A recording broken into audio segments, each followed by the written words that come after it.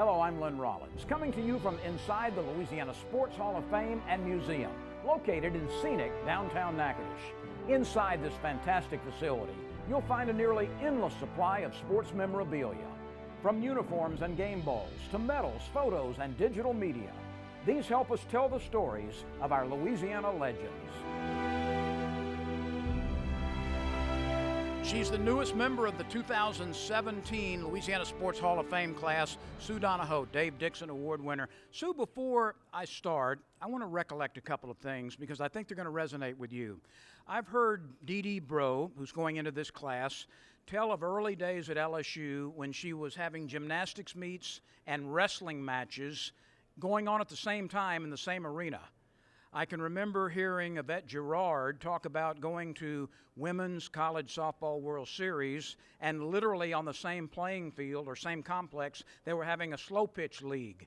And of course, you go back to the early days of women's basketball in the United States collegiately. My goodness, what a trip it's been. It has been just such a journey. I mean, you know, I was fortunate enough to be on the coaching staff at Louisiana Tech University back in 1982, and we won the first ever NCAA Women's Final Four in the national championship. And then, you know, as my career advanced and I had a chance to oversee the Division I Women's Basketball Championship, just to see the growth and the interest in women's basketball, it's just been rewarding. It's been challenging, but there's been so many rewards to it. Well, let's go back to your days at Pineville, a small place in central Louisiana, an hour south of this lovely venue here in Natchitoches. When you were growing up and graduating from Pineville High School, had you charted a path for yourself in sports yet?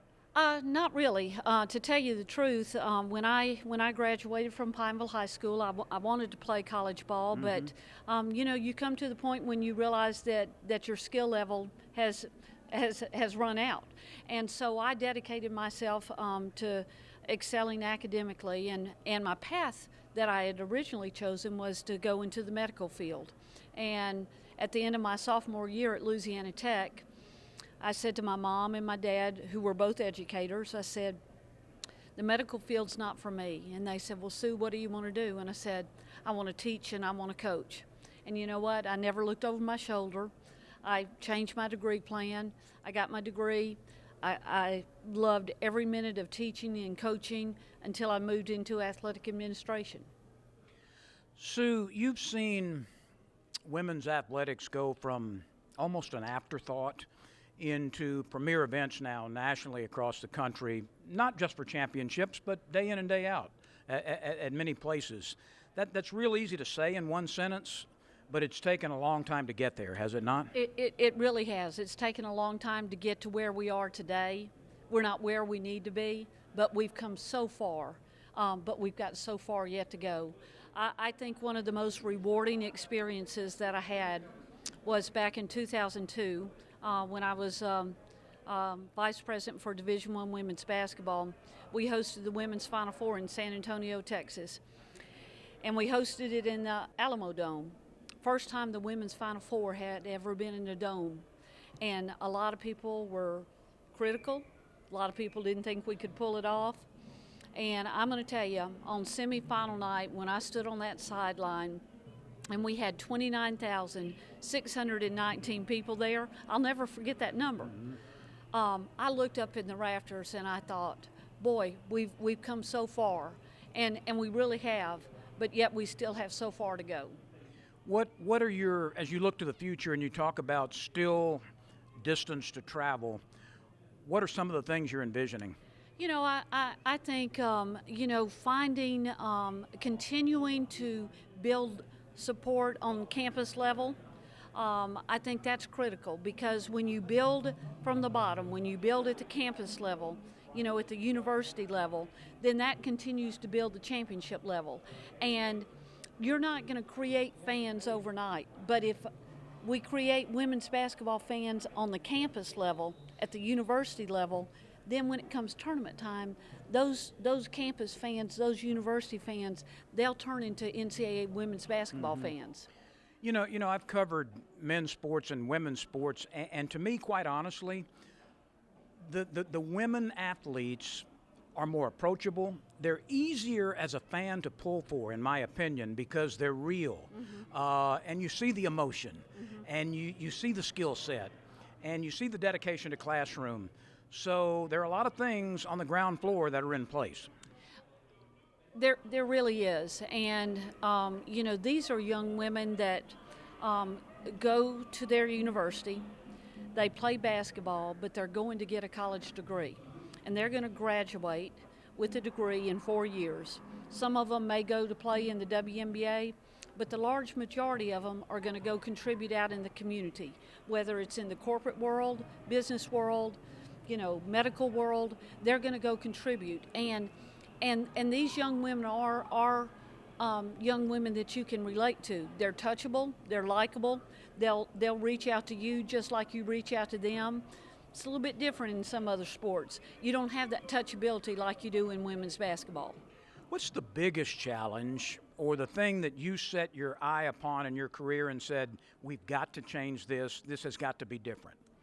I think it would be, just exposing people to these young women and the quality of basketball that they play, the way that they excel in the classroom, the way they contribute to their community. Because I think that once people see the quality of basketball, they learn about how these young women are excelling academically, they see how these women are contributing to their community, that draws people in. And I tell you what, if you've never seen a women's basketball game or you've never met a women's basketball player, if you come one time, if you meet one player, you'll come again. I know the game of women's collegiate basketball is your personal favorite, but I also know that you have a keen interest in women's sports across the board. And when Dee Dee Bro's gymnastics team now draws 10 and 12,000 a night universally, and women's programs in some cases outdraw the men on the basketball side, and the softball proliferation across the country, I know that pleases you just as much. Oh, absolutely it does. What weekend before last, I sat and watched the Women's College World Series and loved every minute of it. I thought it was fantastic. I saw the seats, the stadium filled, and I thought, good for them. So when Dee Dee Bro and they have 12,000, 13,000 at a gymnastics meet or at the College World Series for women, when that stadium's full, that's all good, and we all can lift one another up. Who have been some of the colleagues in your career that have made an impression on you that you've learned from, and vice versa, that they have learned from you as well? Oh boy, I don't think we have enough time, but a few people that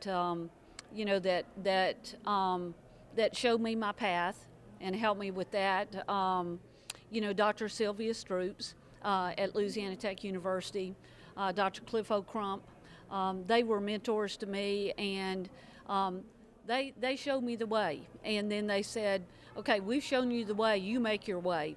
Dr. Guthrie Gerald from Monroe, Louisiana, was just such a supporter of mine, and I owe him and think the world of him. And then, of course, Sonja Hogue, Leon Barmore, Gary Blair, they were the ones that gave me the springboard to jump.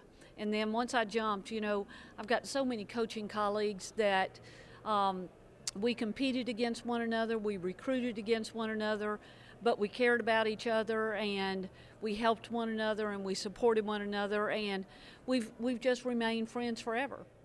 Sue, I know you've retired from the NCAA, and you've done so many things, and this award is so justifiable for you here in Natchitoches.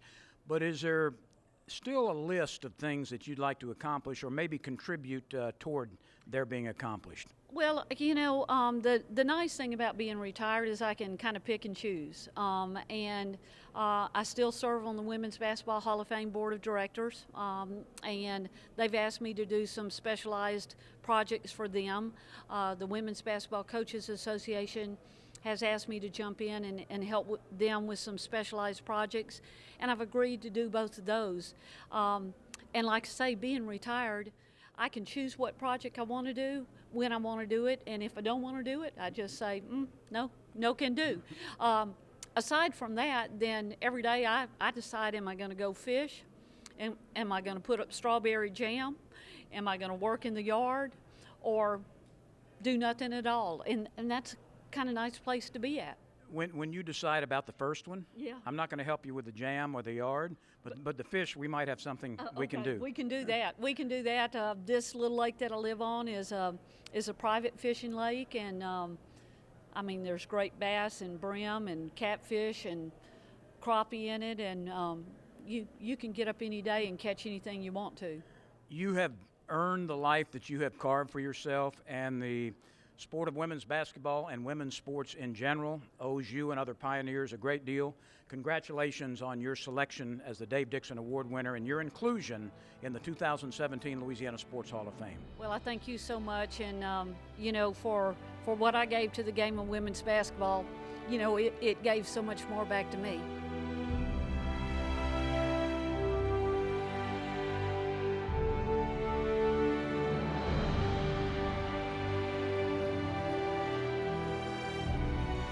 If you'd like to learn more about the Louisiana Sports Hall of Fame, located in scenic downtown Natchitoches, log on to lasportshall.com.